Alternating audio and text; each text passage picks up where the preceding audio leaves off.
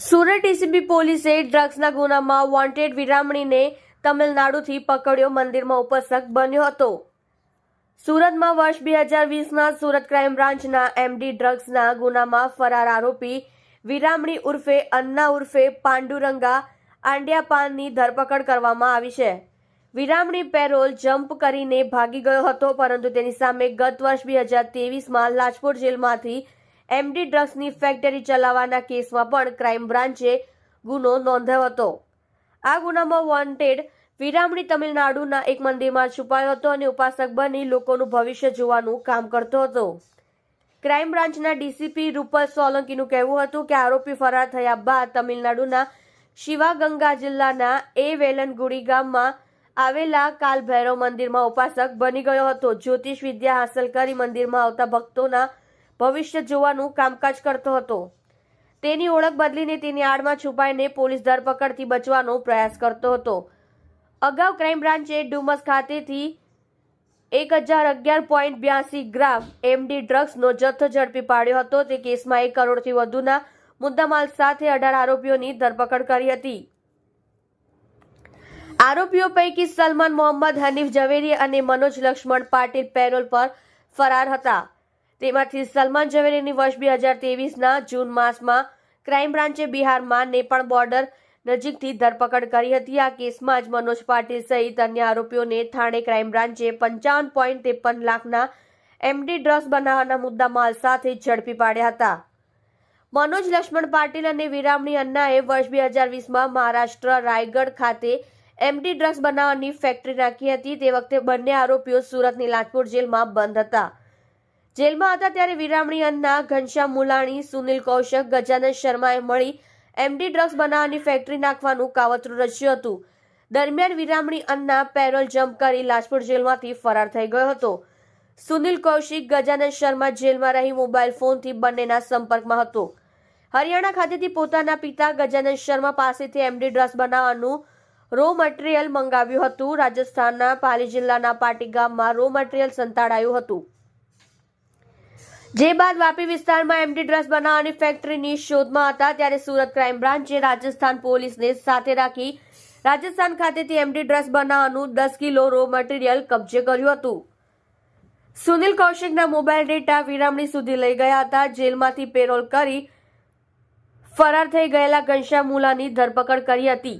રાજકોટ જેલમાંથી સુનિલ કૌશિક, ગજાનન શર્મા મોબાઈલ ફોનના ઉપયોગથી કાવતરું ઘડતો હતો. ક્રાઇમ બ્રાન્ચે જેલમાં સર્ચ કરી સુનિલ કૌશિક પાસેથી મોબાઈલ ફોન કબજે કર્યો હતો. આ બાબતે ક્રાઇમ બ્રાન્ચે અલગથી ગુનો પણ નોંધ્યો હતો. જો કે આ મોબાઈલના ડેટા પોલીસને વિરામણી સુધી પહોંચાડવામાં ઉપયોગી થયા હતા. પોલીસે જે એમડી ડ્રગ્સની ફેક્ટરી બનાવવાના ગુનામાં વિરામણી ઉર્ફે અન્ના અને ગજાનન શર્માને વોન્ટેડ જાહેર કર્યા હતા, તે ગુનામાં વિરામણી ઉર્ફે અન્નાની તમિલનાડુથી ધરપકડ કરી છે.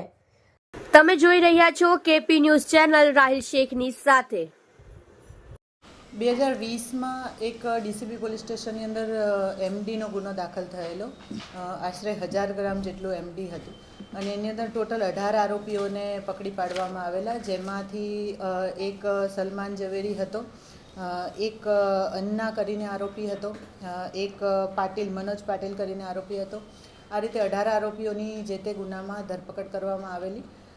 આ લોકો જેલમાં હતા તે દરમિયાન 2023માં આ જે અન્ના છે એને વચગાળાના જામીન મળેલા અને વચગાળાના જામીન ભંગ કરી અને ફરીથી જેલમાં હાજર થયેલો નહોતો. આ વોન્ટેડ હતો એ દરમિયાનમાં 2023ના 9મા મહિનામાં ડીસીબીએ એક ગુનો રજીસ્ટર કરેલો, જેમાં 10 કિલો 901 ગ્રામ એમડી બનાવવાનું રો મટીરિયલ પકડી પાડેલું હતું.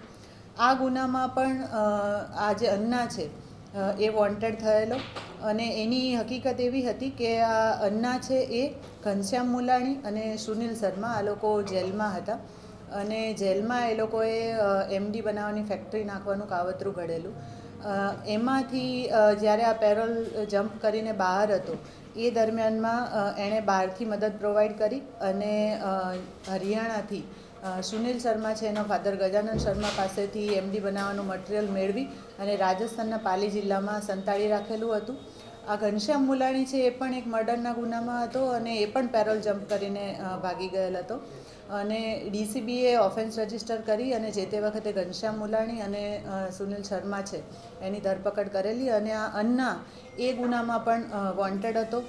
મનોજ પાટીલનું નામ પણ આમાં આવેલું હતું. આ જે અન્ના છે એ વોન્ટેડ હતો તે દરમિયાન ડીસીબીને ઇન્ફોર્મેશન મળેલી કેમ કે આપણા ગુનામાં વોન્ટેડ હતો અને આપણે એને પકડવા માટે સતત પ્રયત્ન કરી રહ્યા હતા.